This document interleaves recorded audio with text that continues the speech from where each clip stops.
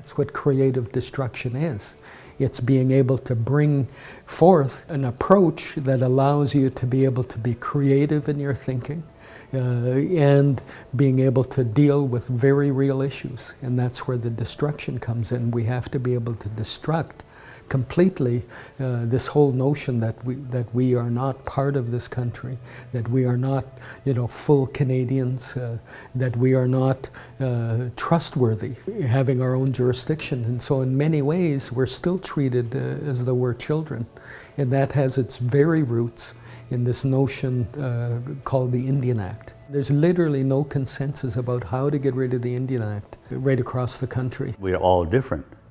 We're not pan-Aboriginal. Some are matrilineal, some are patrilineal, some are nomadic, and others like us are non-nomadic.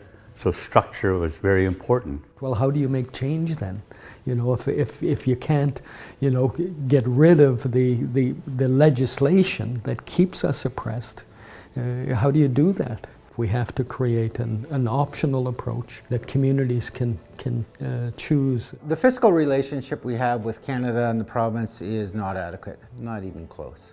The goal, is beyond just a fiscal transfer. It's the self-sustainability, self-sufficient communities, having the proper funding to address some of the social issues that we're dealing with, have communities operating as they should. That was kind of back to that, understanding and recognizing the inherent right or treaty rights and looking at the differences, and has to go much further than a funding relationship. We want to be responsible for our elders. We want to be responsible for our kids. We want to be responsible for the housing and the health, and not have somebody in Ottawa making those decisions for us. And so that's ultimately what we want. But what also comes with that responsibility is the fiscal part to look after that responsibility. It's a competition. My proposal writers have to compete with KIB's proposal writers, who have to compete with Squamish and Westbank's proposal writers, and somebody else decides who gets the money. That is not fiscal power. That is not authority. That is not jurisdiction over our land and resources. That is proposal writing, and whoever has the best proposal writer wins. We don't need somebody telling us that we need to run a certain program this way in order to be successful. We've proven that we've been able to create programs and services that are successful. And I think with the new fiscal relationship and giving the authority and the jurisdiction back to communities, we'll continue to prove that. And I think the new fiscal relationship needs to really highlight that and give us the ability to implement these services. That taxation is key, and that really has been the driver behind us being able to flip that 90-10. Being able to flip that to 10% department funding and 90% own source revenue. So I think that's the key to our success as well. That is ultimately what self-determination is fiscal power.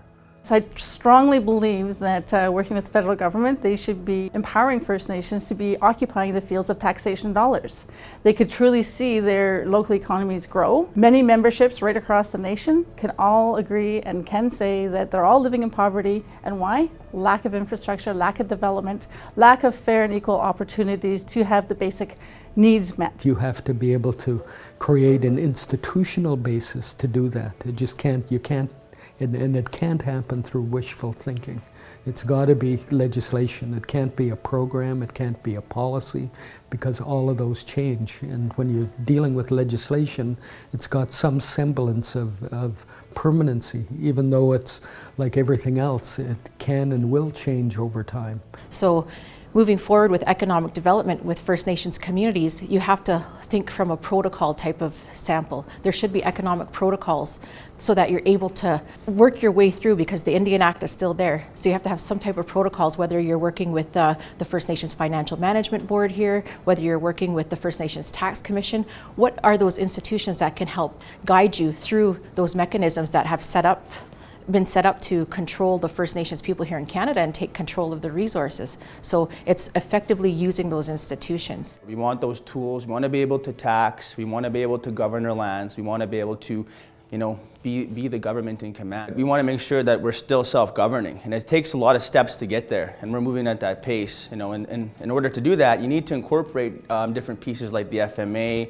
You need to have taxation powers. If you want to be a government, you have to act like a government, and taxation's key. Those tax dollars come back to support infrastructure, to support the community's growth, to continue to grow the community. So if you're not taxing, then you're not being a government. Ultimately, the way forward isn't dependence, but it's moving ahead based on our jurisdiction, but also intertwining that with our common destiny.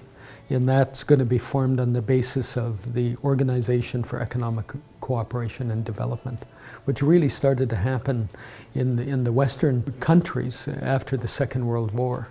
And so what they did is they created this body so that it would facilitate international trade. And that's in essence what we're going to be doing with the First Nations communities, setting that as an objective, that we can have freer trade amongst ourselves, which we formally did. That's why the Chinook language for me is incredibly important, because that was a trade language. And then when you look at how that's taken root right across the country, and indeed even into the United States, it makes all of those elders that passed on, I'm sure, smile a little bit. Our tiny steps towards that jurisdiction that we had and that we want to enjoy once again. And so that's what we're trying to do to get around the Indian Act, so until the time comes when it's changed and when we can enjoy the jurisdiction again. Because that's all we want. We want that level playing field with Canada. How do you creatively destruct all of the legislative barriers that are still in place that prevent us from fully, getting involved in the national economy and indeed the global economy? When you think about the challenges that are still ahead of us, it's about empowering First Nations individuals and in turn our institutions who support our First Nation communities. And let's work together so that each of us will be great and good.